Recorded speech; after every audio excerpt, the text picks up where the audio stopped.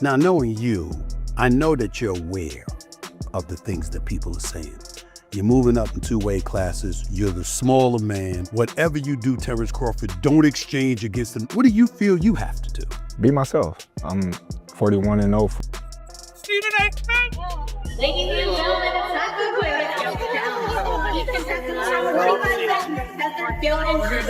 Mayweather was undefeated for the last half of his career. For more than 20 years, people believed Floyd's 50-0 record could never be touched.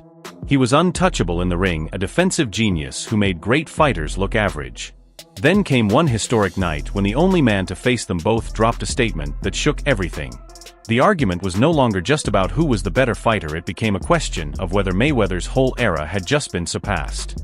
The storm erupted as soon as Terence Crawford's hand was raised against Canelo Alvarez after a brilliant performance that many thought could never happen. Terence Crawford is the best fighter on the planet. Pound for pound, he's that dude.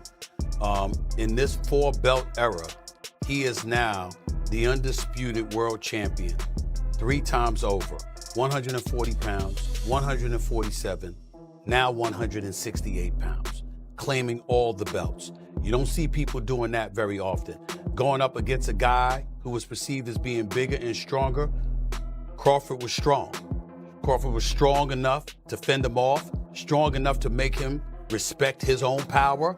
He used his jab, he used his distance. He had poise in the ring, he wasn't rattled. He backed up and moved when necessary and kept us different. He exchanged enough to gain respect when necessary. It was a brilliant. But the real surprise came at the post-fight press conference. When reporters asked Canelo to compare Crawford with his former rival Floyd Mayweather, he gave his answer without pause while the world's media waited for his response. He said clearly, "And contrast the fight between yourself and Floyd Mayweather Jr. and tonight's bout with Terence Bud Crawford, if you can." No, I think Crawford is way better than Floyd Mayweather. Coming from the only fighter alive who had faced both men, this was more than just an opinion, it was a bomb that shook the entire sport. That one line sparked a debate that had been brewing for years, and it was about to pull in a major voice. Stephen A. Smith, watching closely, was instantly locked in by what he saw. Like many, he thought Crawford would rely on his skills and keep his distance to outbox the bigger, stronger opponent, but that is not how the fight played out. Appreciate Crawford making my prediction come through. Coming into the fight, I had him winning by decision. I thought he was the superior boxer. I thought he would be able to take a punch, and as long as he didn't stay there and exchange with Canelo, I thought he could do it. What surprised me is that there were times during the fight he did stand there and exchange with Canelo and took it. Took some body shots to the liver, took some headshots, exchanged, and still ended up winning this fight. I thought from the 8th round on, he just put on a boxing clinic, but I gotta give credit where credit is due. Crawford deserved to win. Smith pointed out with amazement that Crawford didn't just make it through the fight. He stepped right into the battle, trading shots with Canelo, and showing he had more than pure skill, he had heart. Smith admitted he never expected Crawford to stand his ground and exchange punches, but he did it again and again, and that is why he earned so much respect. He even broke the fight down, saying he had Crawford ahead 5 rounds to 4 after 9 before Crawford dominated the last 3 rounds with a masterclass. He took Canelo's power and responded in moments where most smaller fighters would have fallen apart. He doesn't back up from anything. He's usually the superior boxer in the ring. He finds a way to win. No matter who he's going up against, no matter what power you have, what boxing skills you have, he is truly a generational fighter. He wants to go in the ring and not just beat you, but show you he was a better man. And he's not one who believes that just a knockout does that. He likes outboxing you and showing you that his skill level is superior to yours. And he showed it tonight. Mayweather was undefeated for the last half of his career with one hand. He constantly broke his hand. Yeah. He would go into a ring knowing he had no shot at knocking somebody out because his hands were hurt too much, and literally walked in the ring and said, "I'm gonna embarrass you and humiliate you by showing the world you can't hit me." Floyd Mayweather looks me in my face and he says, I'm gonna take him out about the 8th or 9th round. And I said, your hand's always broken. You ain't known for your punching power since you moved up from lightweight to welterweight. Why are you so sure you're gonna do this? He said, Stephen A., he's a UFC fighter. He said, and he's a striker. He's accustomed to coming at you and throwing punches. What he's not accustomed to doing is punching while he's throwing backwards, while he's moving backwards and pushing you off of him. He says, I'm gonna walk right into him and stay at his chest. He's gonna have to push me off in order to throw his punches. He said he's gonna be circling the ring. He said by around 4 or 5, he's not gonna have any legs. He's gonna be done. And he said, and I'll just toy with him and keep him around until around the 8th or the 9th round. And that is exactly what Floyd Money Mayweather did. He told me exactly what he was gonna do, and he did it. He's the man. Mayweather himself admitted that his hands are very fragile and even revealed he was unable to spar for an entire month before the Conor McGregor fight because of an injury. Your hand? Huh? I thought you hurt your hand myself. Okay, all right. Relax, baby. The job is done. All right. Put in a bucket of ice, man. Yeah. I'll get a bucket of ice. It's killing me. I'm saying Shane hit me with a hell of a shot. Okay. Actually, 2 shots. Oh, okay. But even in that particular round, what I said to Shane was this. I was like, you said something to him when you grabbed him. I said, you gotta kill me. Oh shit. I wasn't ready, Floyd. I said that was a good one. I said that was a good one, but you gotta kill me. Wow. I said you gotta kill me. And did I mean I'm not gonna lie. I mean. Adding to the controversy, reports have long claimed that in the later part of his career, Mayweather fought mainly in Las Vegas, one of the few places where fighters are allowed to use numbing injections like Zyacane for hand pain, suggesting his hand problems played a big role in when and where he competed. Even so, he remained untouchable. Marciano was 49-0. Before Floyd got to 50, he was a heavyweight champ. Did anyone ever consider Rocky Marciano the GOAT? No, not seriously, no. Why would Floyd be considered the GOAT? Because he beat more fighters than Rocky did, more great ones? That's true. But really, Floyd was careful in the way he selected opponents. Don't get that twist. It's not that Floyd didn't fight a lot of great fighters. He did. It's not that I don't think he would have beaten a lot of the tougher fighters than he fought. I think he probably would have, but he didn't do it. He waited. He waited till Pacquiao wasn't at his best anymore. He didn't fight Margarito when Margarito was tearing everyone up. He waited for the right time to fight people. He got paid twice as much for fighting Pacquiao in a less dangerous fight than he would have had he fought him when everyone wanted to see him fight. Floyd is among the all-time greats, but he ain't number one. Trainer Greg Hackett supported this view, saying the version of Floyd who faced Canelo was a complete fighter with a flawless, steady style, while Crawford showed a wilder, more unpredictable approach. I can't say he's capping. I can't, because I don't know what he felt. But when I heard that, what I think is, when Floyd beat me, I was 23, I wasn't polished. When Bud beat me, I was the man. I was the man. And he beat me fair and square. He beat me at my game and he beat me at his game. That's why Canelo said that. Do I believe that? It's tough to believe. But I can only take Canelo's word because he's the man that's been in the ring with both of them. But I understand why he said it. I was a kid when I fought Floyd. He wasn't a kid literally, but he was young. He was young. There was a lot he didn't know. There was a lot he didn't understand about boxing that he later on learned and got better. But Bud beat the better version of me, even though it's the ran down version. I'm saying that because it is some wear and tear there with Canelo. I've been saying it the whole time. When a guy got almost 70 fights in current time, with all those big camps he's been doing and all that, trust me, it's some wear and tear there. I'm not making excuses for Canelo. I'm just saying. I don't know. That's what it gives it that air. I also think you got to remember when you talking about a Mexican fighter, they big on punishment. He might also feel Crawford punches harder than Floyd and took more chances than Floyd took. Floyd really was super speed that night. Everything speed. And it irritated Canelo because Canelo couldn't do what he wanted to do. And he looked nothing like himself. Like I said, I think it was just times where Canelo felt like, damn, I could have had him. With Floyd, I think he felt like paralyzed. Like, damn, I can't catch this motherfucker. He too fast. But with Crawford, I felt like he maybe was saying, damn, I could have, if I would have threw this, or if I would have did that. You know what I mean? Because it was times Crawford sat there and caught a punch and countered back. You You know what I'm saying? He let Canelo throw, like, go ahead, throw your shit. He caught that shit, boom, and come right back with the hook. The same shot he caught Earl with. He was touching Canelo with some of that same shit, man. And it was just like, and it was times where Crawford was imposing himself on Canelo. He was stepping to Canelo at times. He didn't do it the whole fight, but I'm just saying it was times he stepped to him. Floyd did too, but Floyd just was so fast, so much faster, and the education was like totally different.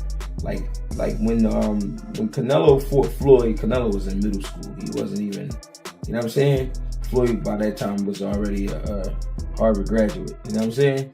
So Stephen A. put it like this. Sit up here and say that. I think that Floyd Mayweather was such a magician defensively. And we have to look at Floyd Money Mayweather in this regard. Once he moved up to welterweight, his hands were always damaged. So he kind of knew he wasn't going to be able to knock you out for the most part. And still, he walked into the ring and put on masterful performances because he was so superior, skill-wise and defensively. You can't say enough. Tonight with Crawford, for example, we saw him take a punch on several occasions. With Floyd, we didn't see that too often because you couldn't hit him. That's the difference. Crawford, on the other hand, absorbed Canelo's shots, showing his chin and toughness. But for Stephen A., the very need to prove that was what set him apart from Floyd. Before the debate grew further, many reminded everyone of a simpler point: the two fighters came from different times. This was not only about talent, it was about eras. Terence Crawford himself showed respect, saying Floyd was the best of his era, and he believes he is the best of his own. And it's not just the title, it's what else? It's everything. He got everything.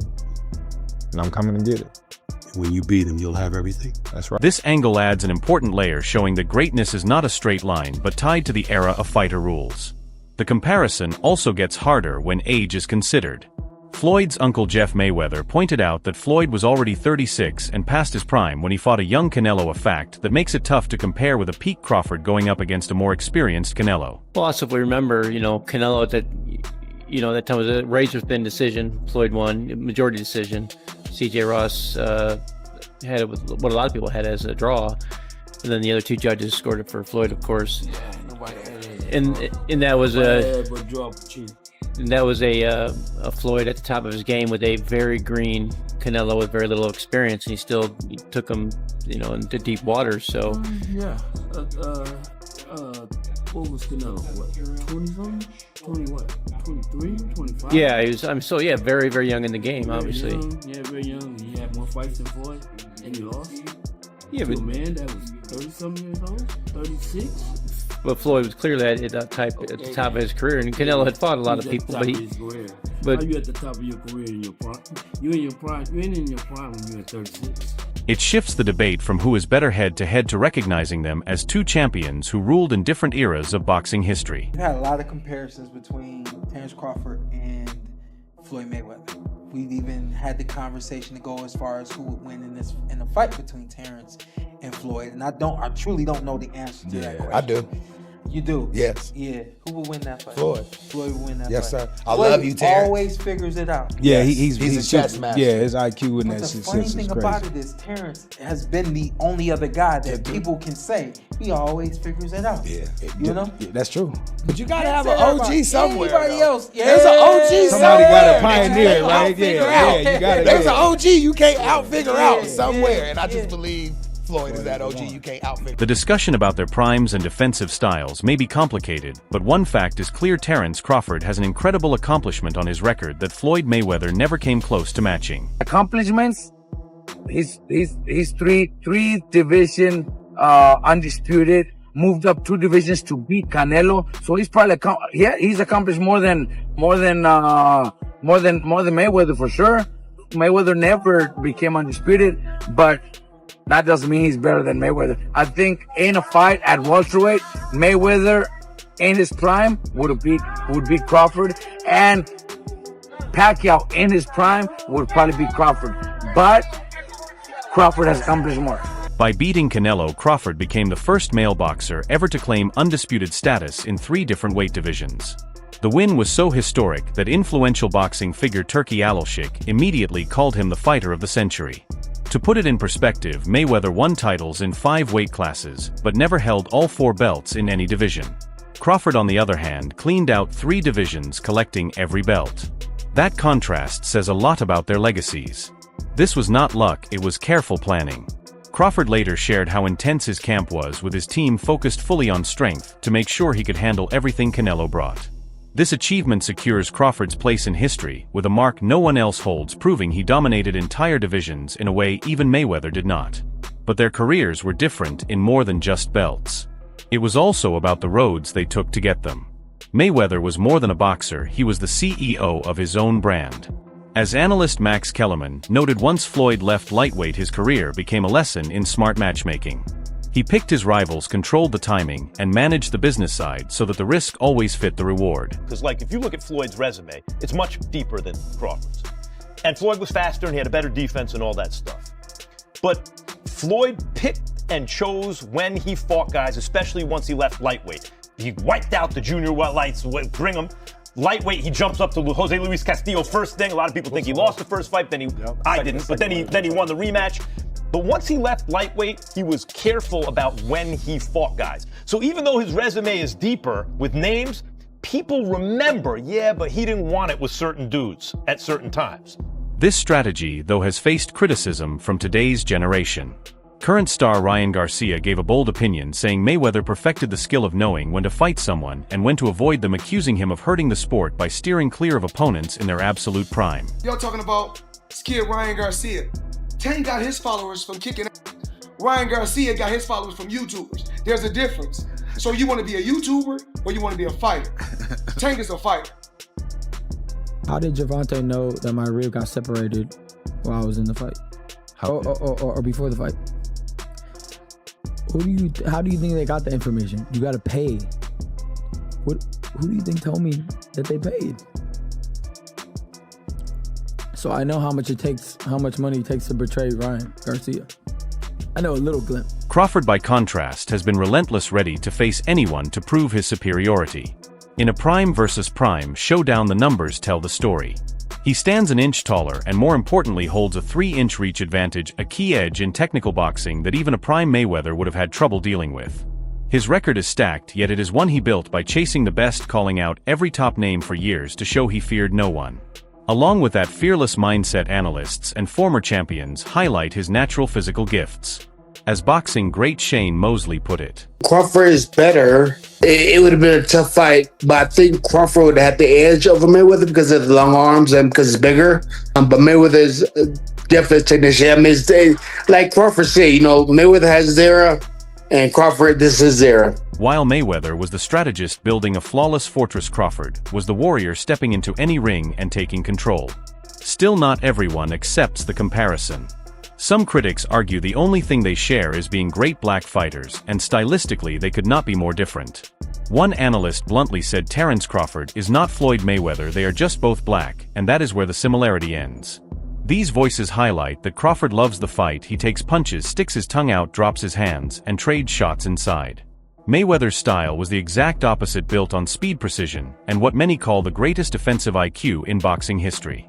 For these critics, the comparisons are just hype driven by fans eager to name a new king after Floyd. And as if the in-ring debate was not enough, the Crawford vs. Canelo super fight carried plenty of its own controversy.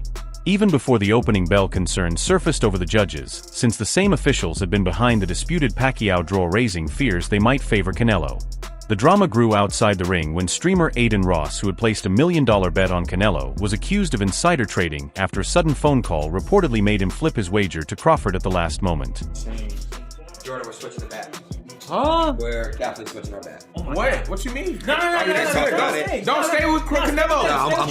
We're going Crawford. If he's saying that, Fueling conspiracy theories, this added even more intrigue to Crawford's historic win.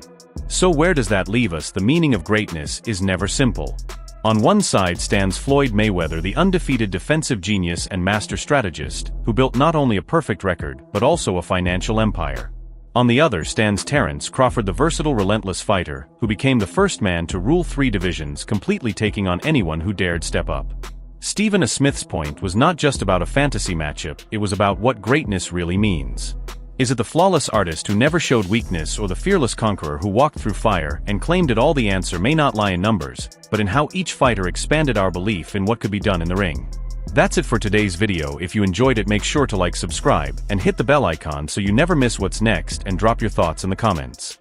Stay tuned, we will see you in the next one.